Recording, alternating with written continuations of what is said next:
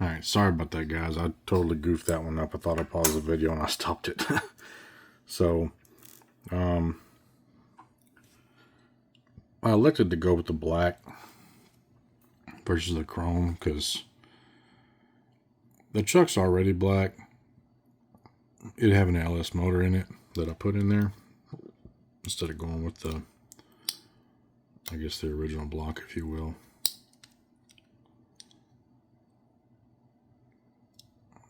Get the hood up so I can see it a little better. This thing went up a lot further a minute ago. Anyway, with that having it in there, yeah, I think the black just looks better. I'm not really a black wheel guy, but with the yellow letter tires and the truck being black, it's probably a better fit. So I'm assuming that,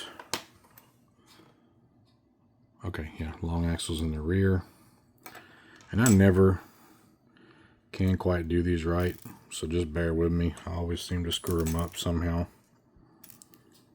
I know there's probably 10 million different ways I can do this better, but what I've been doing is just kind of setting this in here, and I'll take that and push it. And I don't press them all the way in because, as you know, these things aren't perfect. You just kind of set them in there so they'll stay. At least that's how I've been doing them. Axle in the rear, and then you take the other one, just kind of line it up and just press it on. And then you can take some decent purchase and push them together. And obviously, you know, if it needs to go in there more, damn it, I screwed that up. Put it on the wrong side of the chassis.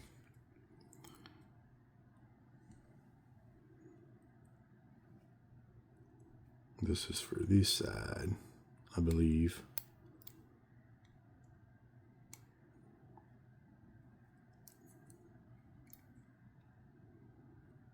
If it'll go. Shouldn't I want to go home?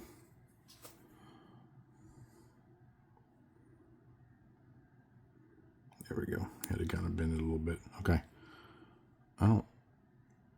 Man, something don't seem right about that.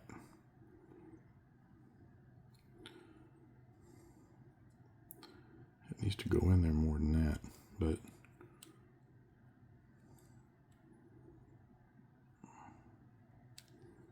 well, we'll see. Anyway, take this one again for the front axle.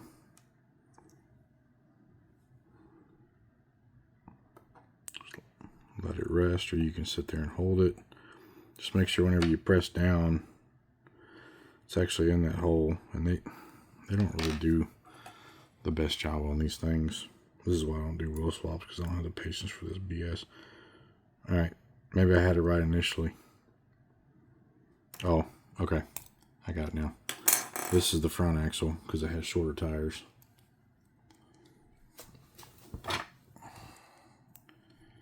And I found that this works pretty good. You just take some, instead of taking pliers, you just take some good nail clippers. Alright, so let's try this again. So, if this is the front,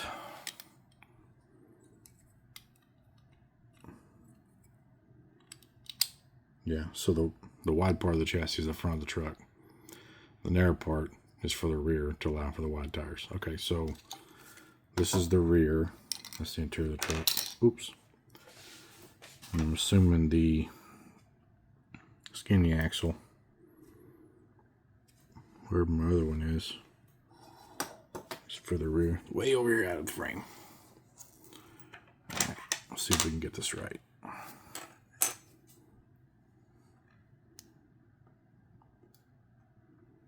It's just barely in there. I'm going to give it a little push. Just enough to hold it. Set it in the rear. Something still don't seem right about that. Maybe I shouldn't push them in so far. Yeah, that's what it is. I'm just going to barely put it in there. Run it through. Okay, that's That's a little better.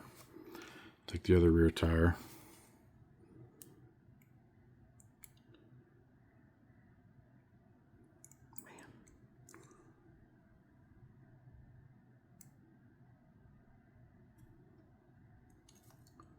Then I wouldn't push it too hard because then it'll rub against the frame. You may have to kind of tweak it a little bit.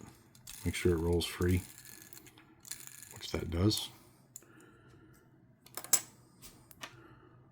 Pull the short axle out of the front.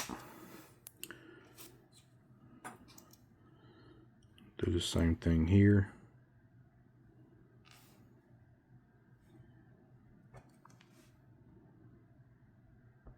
Oh, damn it. I know that one went in too far. It bottomed out. I'm just going to barely stick it in there for now.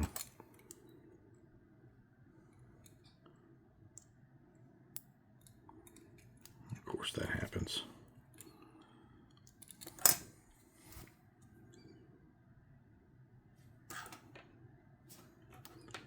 We just won't press as hard about that.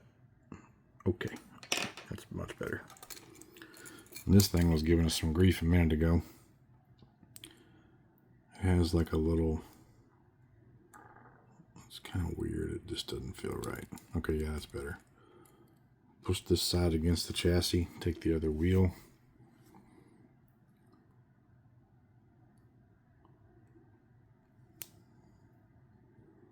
Now would be a good time to have my glasses. Alright, press them on there together. It's tight, then you just kind of back it off. This one doesn't really want to roll that great because there's a little tension from that little guide on the bottom. That's fine. I ain't that worried about it. Put the interior back in the truck. It should go on a little post stay right there.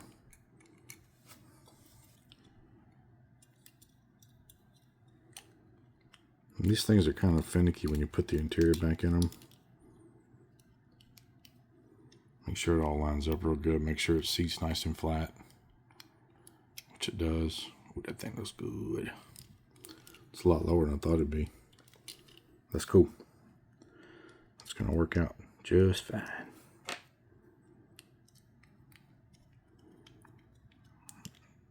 Run it in hand tight. I mean, just almost really where it just seats.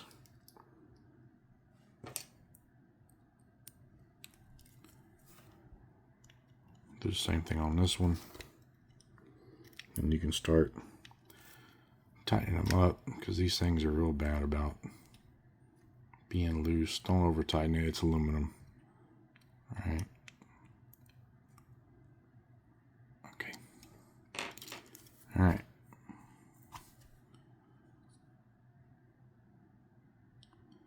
That thing is on the ground, man.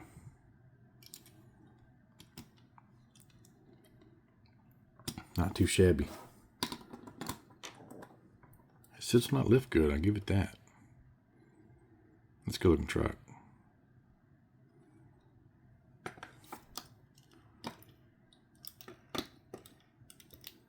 That hood come up almost perfect earlier. I don't know why it's doing that now. There it goes.